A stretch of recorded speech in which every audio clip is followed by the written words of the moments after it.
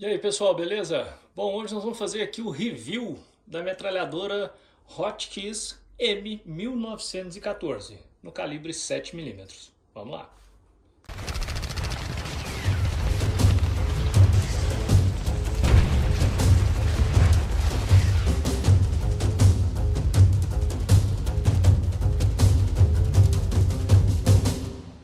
Bom pessoal, resolvi fazer esse vídeo aqui dada realmente ao interesse que o pessoal manifestou nesse modelo em particular, que eu postei um vídeo, já fiz a manutenção dessa peça. Como eu expliquei no vídeo anterior, ela era uma peça que fazia parte do acervo de um museu, então ela estava com a manutenção bem a desejar, e apesar disso ela estava bastante conservada, estava até bem conservada. Então eu postei aí um processo de desmontagem, foi até um vídeo que realmente eu não esperei que fosse dar a repercussão que deu, a quantidade de mensagens que eu recebi, até mesmo pedindo para mostrar mais detalhes, né? Então até por isso eu estou fazendo esse vídeo, um pouco aí de improviso, para poder mostrar um pouco mais sobre esse modelo. Antes da gente começar, cabe algumas definições, tá? Cabe alguns comentários que eu quero fazer sobre o modelo. Alguma coisa que eu falar aqui sobre o modelo, sobre as definições, precisa ficar bem claro que são as definições que se tinham para a época, tá? Essa é uma arma de emprego inicialmente na Primeira Guerra Mundial, então é preciso ficar claro que algumas definições são dessa época, são coisas que são diferentes do que existe na concepção do mercado das armas de fogo hoje. Então algumas concepções, algumas ideias que tinham para esse modelo são concepções da época, tá? Não são concepções que valem para agora. Como eu já falei, essa aqui é uma Hotkeys M1914. A primeira definição que ela tem é de Heavy Machine Gun, por isso que você vai encontrar em alguns materiais dela a nomenclatura dela de Hotkeys M1914 HMG, que é de Heavy Machine Gun. Porque essa era a concepção que se tinha na época de metralhadora pesada, né? Você tinha as divisões entre Heavy Machine Gun, algumas intermediárias só com nomenclatura de Machine Gun, ou até mesmo Medium Machine Gun, e as Light Machine Gun, seriam as metralhadoras leves, que seriam as portáteis. Que, para ser bem sincero, de alguns modelos que eu conheço e tive a oportunidade de manusear, não são nada leve, leve é só realmente no nome. Esse modelo aqui, como eu falei para vocês, é um modelo que foi, inclusive ela é brasonada, tem um brasão do Exército Brasileiro. Ela foi de dotação do Exército, inclusive teve alguns, se não me engano, na Revolução de 32 teve emprego dela também pelas forças paulistas, tanto também com as forças do governo federal. Então é uma arma que teve bastante emprego aqui dentro do cenário nacional. Como eu disse para vocês, pelo ano de produção dela mesmo, a primeira dotação dela foi na Primeira Guerra, e o que chama a atenção dessa arma, o que ela teve de tão inovador na época, é porque todas as Heavy Machine Guns que tinham na época em modelo, como a Maxim, a Vickers, todas elas tinham um detalhe, tá? Elas tinham o cano, o sistema aqui de disparo, não o sistema de disparo de percussão, mas o cano delas, todas elas tinham um sistema de refrigeração à água. Porque no caso das armas automáticas é comum, de consequência, o aquecimento excessivo do cano, tá? E o que causava um efeito que eles chamam de cook-off, que é no caso da munição que ficava dentro da câmara esperando para ser detonada, ela explodia lá dentro, dada a grande temperatura, a alta temperatura que ficava no cano. Por isso que você vai encontrar boa parte das machine guns, tanto leve quanto pesadas, no funcionamento do que é conhecido como open bolt, né, que é o funcionamento de ferrolho aberto, que é para evitar num caso de um momentâneo cessar-fogo, né, de uma troca de posição ou de uma troca de alimentadores, evitar que uma munição ficasse dentro do cano que estava em altíssima temperatura na hora. Então é muito comum você encontrar metralhadoras tanto leve quanto pesadas no funcionamento que eles chamavam de open bolt na época, porque é justamente para evitar esse tipo de de efeito, que é o cook-off, que é a detonação da munição dentro da câmara, por conta da alta temperatura. Então todas as metralhadoras que tinham na época tinham o cano refrigerado a água. Então, poxa, já é um puta de um trambolho carregar isso aqui tudo, carregar tripé, carregar metralhadora. Você precisava carregar, além disso, um reservatório de água. O que foi notório na época desse modelo? Porque essa aqui é a primeira Heavy Machine Gun, né? A primeira arma automática onde não tem mais o emprego da refrigeração líquida, tá? Em armas automáticas. É a primeira vez que uma arma automática apareceu sem o sistema de refrigeração líquida. Eu vou chegar a câmera até aqui mais perto um pouco. Deixa eu mudar aqui. Uma solução da época que se utilizou foi isso. Olha, isso aqui é fixo, tá? Isso é de metal. Não é. Muita gente tem a impressão que isso aqui às vezes é plástico, mas não é. Isso aqui é um corpo de aço que é integrado com o cano, que era usado como dissipador de calor. Então isso aqui são anéis metálicos de aço maciço que estão logo aqui depois da câmara, né, que é justamente no ponto onde tem o princípio do maior aquecimento, que é logo aqui à frente da detonação do estojo, da detonação da munição, perdão. Então aqui realmente é o ponto mais crítico. Então é aqui onde ela tem esse trocador de calor. Então por isso que foi realmente tão inovador na época. Então a Hotchkiss é o primeiro modelo onde você tem que você tem de arma de funcionamento automático sem a necessidade da refrigeração líquida. Porque se você está mesmo num ambiente que seja onde você tem acesso à água, ótimo. Agora nos grupos que foram combater, por exemplo, no deserto ou em regiões onde a água era difícil, você já precisaria levar água para a sua sobrevivência. Então levar mais uma água para refrigeração era um negócio impraticável. Então ela já chamou atenção nessa época porque foi a primeira arma automática de funcionamento automático a não precisar de refrigeração líquida. Vou chegar aqui mais perto também. Como eu falei para vocês, o funcionamento dela é em open bolt, é em ferrolho aberto. Vou chegar mais próximo para vocês perceberem. Então, deixa eu mudar aqui a câmera. Tá. Então aqui, olha, vou tentar deixar mais claro para mostrar como é o funcionamento dela. É bem óbvio que ela está sem munição, tá? Ela está segura para ser manipulada. Então o operador, o que ele precisava fazer? Armar o conjunto. Pode ver que quando eu soltar a alavanca, ela não vai para lugar nenhum.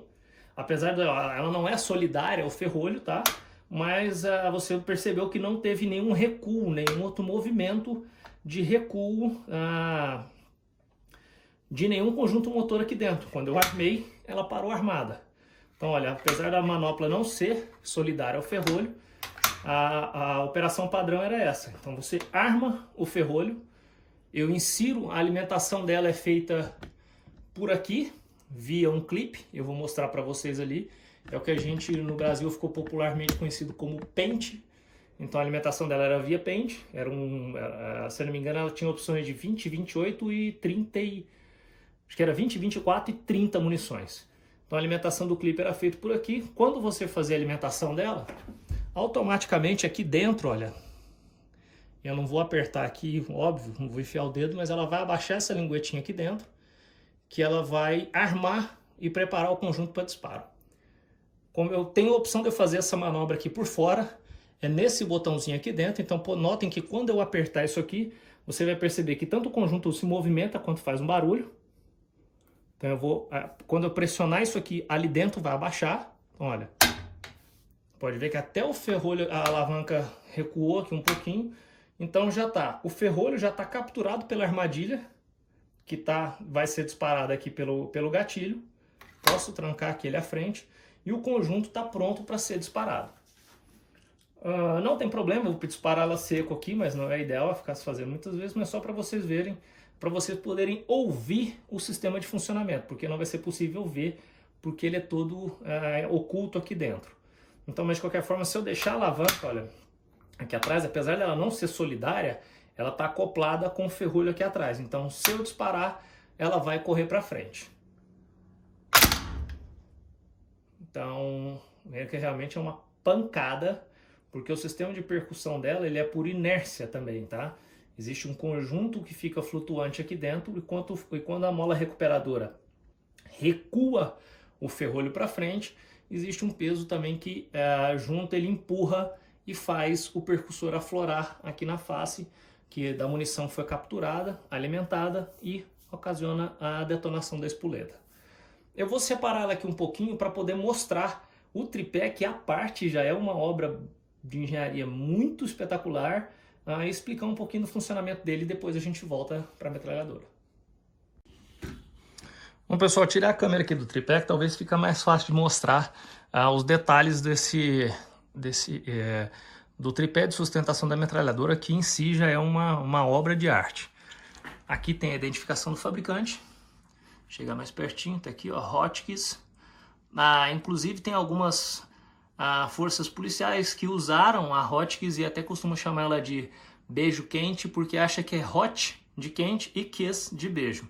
Mas realmente não é, ela tem um CH junto, então tá aqui o nome do fabricante. O nome completo dela é esse aqui em cima, em francês. Como o pessoal já costuma não gostar muito do meu inglês, do francês vão gostar menos ainda. Então esse é o nome. Então vamos lá, o conjunto do tripé é bastante elaborado. Todas as três pernas são telescópicas, então ela tem, eu posso soltar isso aqui, ela se estende para fazer essa regulagem tanto num terreno desnivelado quanto de altura. Aqui dentro ela tem um nível de bolha para se controlar, para fazer a nivelação do tripé. Essas alavancas aqui são para travar essa angulação. Se eu soltar aqui, eu posso alterar esse ângulo além da altura do conjunto telescópico. Então isso aqui são alavancas que são usadas para travar isso aqui na posição. Aqui embaixo, olha, eu coloquei uma madeira para não arranhar o piso aqui do bunker, mas é um pino mesmo, é uma ponta, onde era debaixo dessa sapata. Então o cara jogou isso aqui no chão, isso aqui já enfincava e ajudava a dar uma estabilizada. Esse conjunto em si já é bastante pesado, ele pesa 32 kg só esse tripé. Então ele já ajuda a dar uma estabilizada muito boa. Aqui embaixo, olha, tem uma graduação para regulagem, onde eu tenho uma agulha aqui que indica... Deixa eu ver se eu consigo colocar a câmera aqui dentro. Tá aqui, olha, onde eu posso fazer uma regulagem em que ângulo, né, que o operador deve ou deveria atuar, tá? Onde ele começa aqui, olha, deixa eu ver, acho que até ele tem uma outra graduação aqui, mas é todo graduado, e o que usa como referência realmente é essa agulha que tem aqui na frente, olha. Se ela estiver apoiada só aqui em cima, ela vai me permitir essa oscilação vertical, só para cima e para baixo. Se eu calçar ela aqui e travar com o pino que ela tem, já vou mostrar para vocês na metralhadora, ela não permite mais essa oscilação vertical e vai me permitir, se tiver destravado o conjunto aqui embaixo, só a oscilação horizontal, só da esquerda para a direita. Esse conjunto aqui, olha, é uma mola, é um pino bastante pesado, mas depois eu tento mostrar para vocês com a metralhadora no lugar. Mas isso aqui é um conjunto com amortecedor a óleo.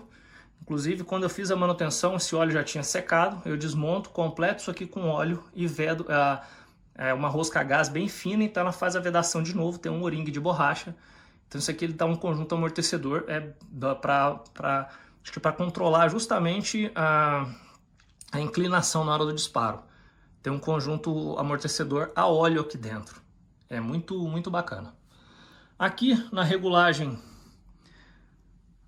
também na regulagem vertical, eu tenho essa alavanca. Então aqui, olha, deixa eu ficar claro.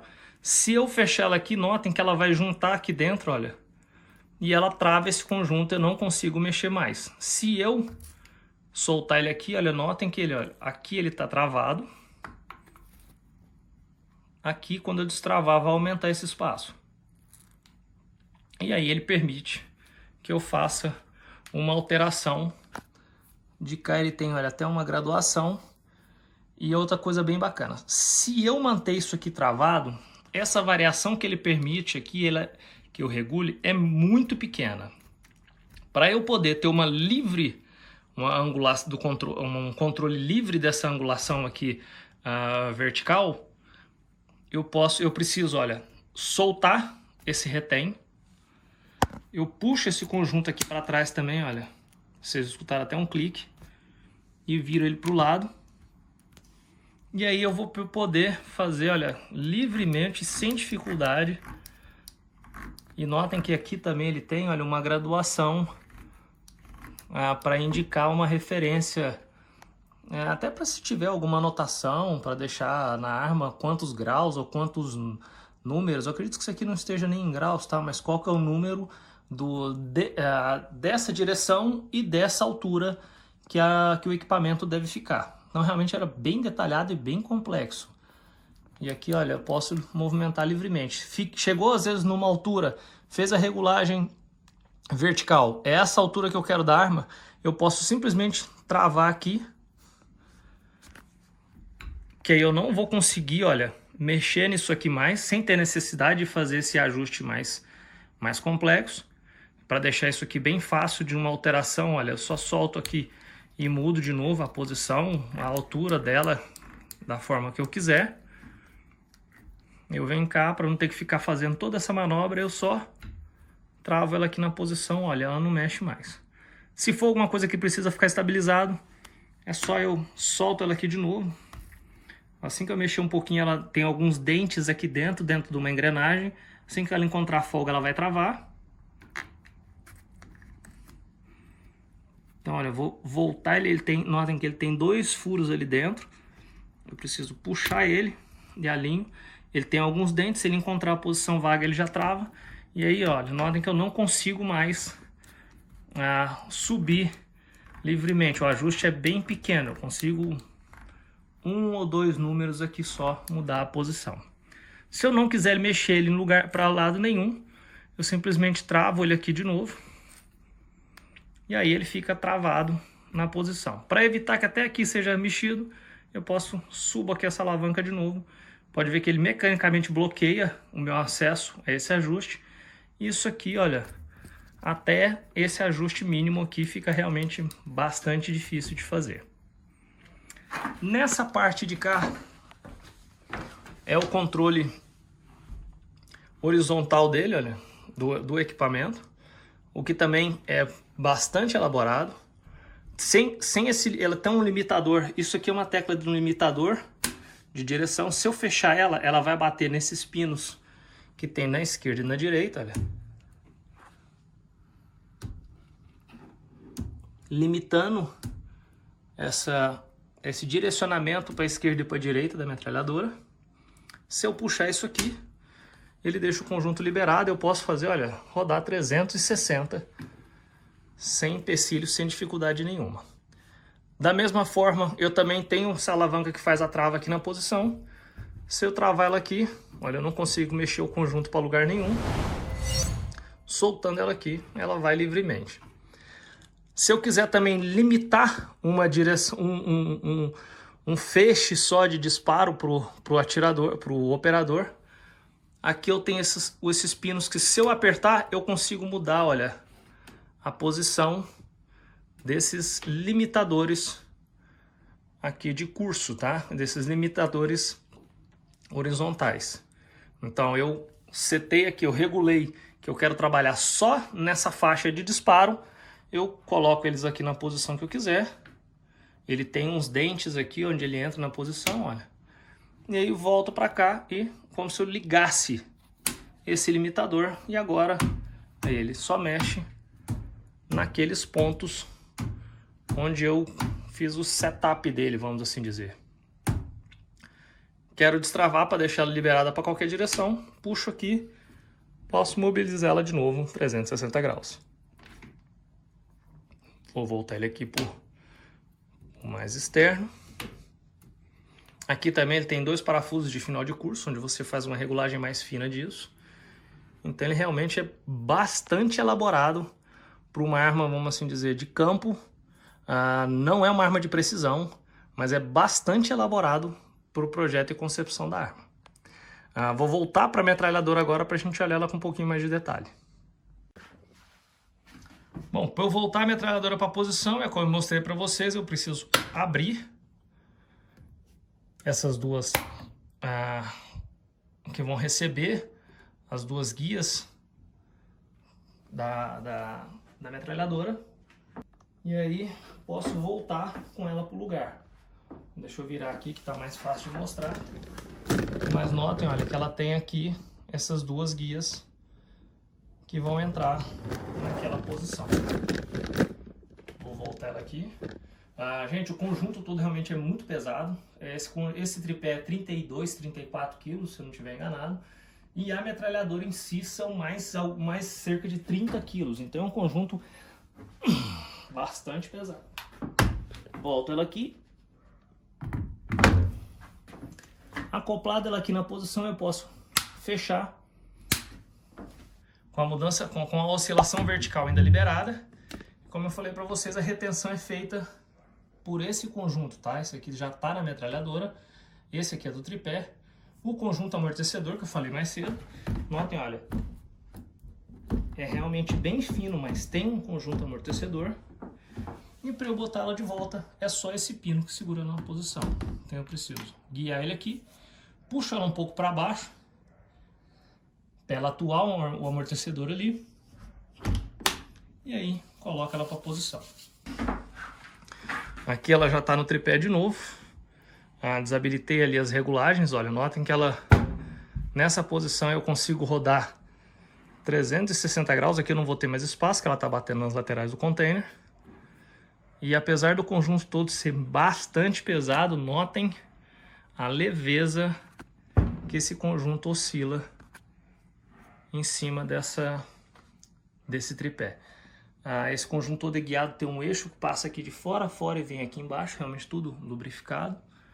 Mas é impressionante a leveza com que esse conjunto flui em cima desse tripé. Como eu disse no começo, tudo para uma concepção que se tinha na época, então, apesar de não pensar dessa arma ser uma arma de precisão nem para tiro a longas distâncias, a regulagem mínima dela começa em 250 metros, tá aqui, e vai até, cadê aqui, até 2.000 metros. Não sei se para um calibre 7mm seria realmente tão efetivo tamanho a distância, mas como eu disse para vocês, é a concepção que se tinha na época. De cá é a mesa que recebe o clipe, tá? O pente de alimentação.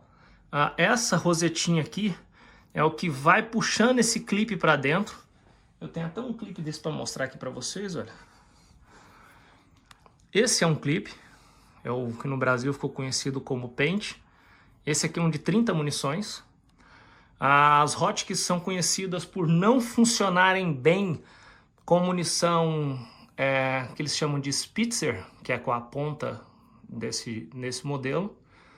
Mas esse modelo funciona bem com a Spitzer, tá? Se eu não me engano, as que não funcionam bem são a M1909 e a M1922, que já é a LMG. A M1914 funciona muito bem com o Spitzer. Então ele é acoplado aqui dessa forma, tá? Ele tem essa possibilidade de se emendar um clipe no outro e fazer fazendo uma cadência de disparo maior. Mas é bastante complexo fazer isso, até porque, ao contrário dos outros equipamentos que te ofereciam as cintas de pano ou até mesmo de couro, que era mais fácil de armazenar, esses clipes aqui são facilmente... ele se amassa com facilidade, tá? É um clipe metálico, estampado em aço, então esse aqui é difícil de fabricar e se danifica com muita facilidade. Então eu acredito que o índice de descarte desses clipes, talvez na tentativa de ficar emendando um aqui no outro, era um negócio que realmente não valia a pena. Então ele é inserido aqui dessa forma. Lembra que na hora, como eu falei para vocês, quando eu faço a alimentação com o percussor armado, é assim que ele pressiona ali, olha, como eu faço manualmente, apertando por aqui, ele abaixa aquela lingueta, vai ser o que o clipe vai fazer automaticamente.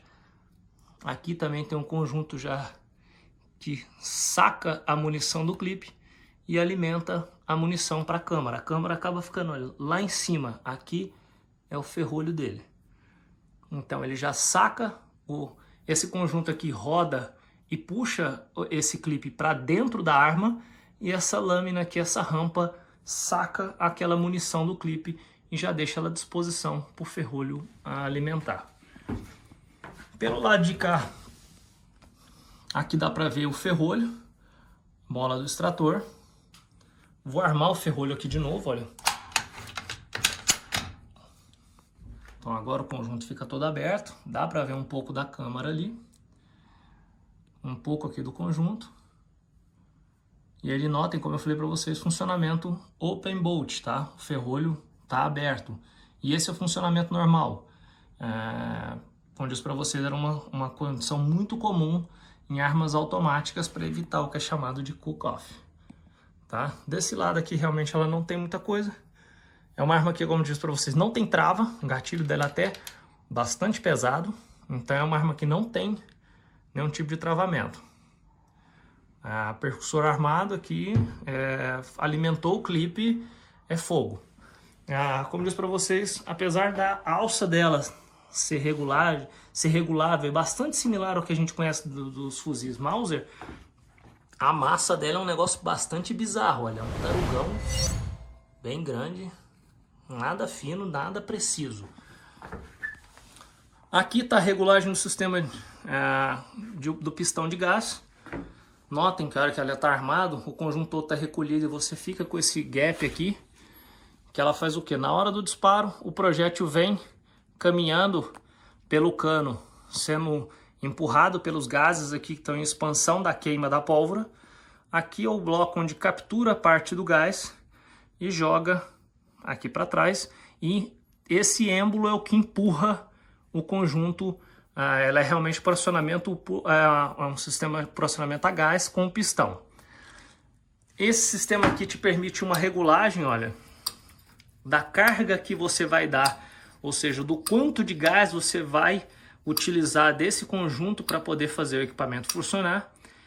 Com essa regulagem de mais e de menos, você consegue tanto ajustar um bom funcionamento do equipamento para o tipo de munição que você estiver usando, quanto a aumentar a cadência dela, tá? Um aproveitamento maior dos gases vai te permitir uma ciclagem mais rápida, tá? Ela vai jogar esse conjunto com mais rapidez, com mais velocidade para trás e vai permitir um ciclo mais rápido. Um menor aproveitamento dos gases vai te permitir uma cadência de fogo menor, tá? Mas no caso poupa a munição e você consegue manter, no caso a concepção você conseguiria manter mais a posição de fogo. Outra coisa agora, assim, o que eu vejo da época, principal desvantagem desse modelo? Apesar dela ser realmente um negócio inovador para a época, por já ter esse sistema de dissipação de calor e não precisar de água no seu funcionamento, para mim o calcanhar de Aquiles dela está aqui, tá? O clipe, ele não tem o problema que as cintas de tecido e as cintas de couro tinham, que é com umidade, tá? As cintas das metralhadoras Vickers ou das Maxim mesmo, elas, como eram cintas sintéticas, de pano ou então até mesmo de couro, apesar de te permitir uma cinta, por exemplo, com 100 munições, o que te dava um poder de fogo muito, muito bacana, era uma cinta que era muito difícil de acondicionamento, porque elas se deterioravam com muita facilidade com a umidade, porque era um tecido com arrebites metálicos, então esses arrebites oxidavam com facilidade e aí você deteriorava com muita rapidez essas cintas, tá? As de couro na mesma ordem, com a umidade e o mau acondicionamento, elas deterioravam com uma facilidade muito grande. Então, apesar dela te permitir uma capacidade de fogo muito grande, você tinha cintas aí com 100 munições, né? E você tinha a possibilidade, era muito mais fácil do que manipular isso aqui na hora de fazer a alimentação, você tinha essa dificuldade de deteriorar com muita facilidade. O clipe metálico não tinha esse problema de acondicionamento, eles vinham com um tratamento já, uma oxidação, isso aqui, se não se danificasse durante a operação e a montagem, durava no mesmo tanto que a arma durava. O contratempo é que para montar esses clipes aqui, inclusive, tem uma ferramenta específica para montar isso. Para quem já teve a oportunidade de ver armas de funcionamento com cintas de tecido ou de couro, sabe que a montagem das cintas é algo extremamente difícil, não é fácil. Agora imagina os clipes metálicos, é muito mais difícil, é muito mais penoso. Inclusive tem uma máquina para se fazer só a montagem disso aqui, porque na mão, cara, é praticamente impossível montar um clipe desse aqui na mão, é um negócio muito custoso. A vantagem em relação à cinta seria essa durabilidade e a desvantagem é essa quantidade de fogo limitada. Nesse maior clipe aqui seria 30 munições, eu acredito que era o maior deles. Ela tinha variação, se não me engano, de 20, 24 ou 26, não sei, 30. Esse aqui era o maior clipe que tinha. Então, clipes de 30 munição para uma metralhadora para sustentar a posição, que era praticamente o uso dessa, realmente é um negócio bastante limitado. Teve uma versão da M1914, eu não sei te precisar o nome correto dela, mas onde teve uma adaptação, tá? Se trocou esse conjunto desse bloco para alimentação por clipe para alimentação por fita. Não sei falar para vocês o nome correto disso e se ela teve mudança do nome M1914, mas eu sei que teve uma alteração desse sistema de alimentação por clipe, justamente a se pensando em aumentar essa capacidade de fogo. Mudar do clipe para cinta, para as fitas, seja ela de pano ou de couro, realmente com certeza aumentou muito mais a capacidade de fogo desse equipamento, que era muito limitada. Só para vocês terem uma ideia, existem históricos aí de, não vamos assim dizer documentos, mas muitas histórias das Forças Armadas sustentando posições onde metralhadoras Maxims, que são aquelas refrigeradas a água, funcionaram, se eu não estiver enganado, por 8 dias consecutivos, tá? Dias e noites, sem parar. Eram tipos de equipamento que, se você realmente não deixar faltar água e manter sempre a alimentação, eram armas que funcionavam ininterruptas. Então tem histórias aí que narram metralhadoras Maxims funcionando aí por 8 dias incessantes sem suprir o fogo e mantendo a posição. Outra coisa que esse equipamento tem é essa parte aqui na ponta, tá? Isso aqui é um conjunto para festim. Ele está bem travado aqui agora, não vou conseguir desmontar. Mas esse é um conjunto para disparo de festim, tá? De treinamento. Notem que ele é bastante inferior o diâmetro dele se a gente pegar, por exemplo, olha, uma munição 7mm, mas é que isso aqui realmente não é a ponta do cano. Isso aqui é a ponta do conjunto para disparo de munição de festim. Então possivelmente foi usado para treinamento ou adestramento de tropa, alguma coisa do tipo. Bom, pessoal, então é isso. Espero que vocês tenham curtido aí, espero que tenha conseguido passar um pouquinho, feito um review aí do modelo, que o pessoal pediu bastante para falar sobre, gostaram de ter visto o equipamento. Obrigado, como sempre, para o colega colecionador que cedeu, que autorizou que eu fizesse as imagens mostrando o modelo. Obrigado mesmo pela oportunidade. E é isso. Fiz aí para vocês vamos assim chamar de um review da metralhadora Hotchkiss M1914 no calibre 7mm. Pessoal, se você assistiu até aqui agora, obrigado por acompanhar o canal. Se ainda não é inscrito, se inscreva no canal, clica aqui no cantinho, não paga nada, curta nossos vídeos, compartilhe com seus amigos, deixe um comentário aqui embaixo para corrigir qualquer bobagem que eu possa ter falado ou para tirar alguma dúvida. Eu leio todos os comentários. Então, mais uma vez, obrigado para você que nos acompanha e, como sempre, por enquanto é isso, um abraço e valeu!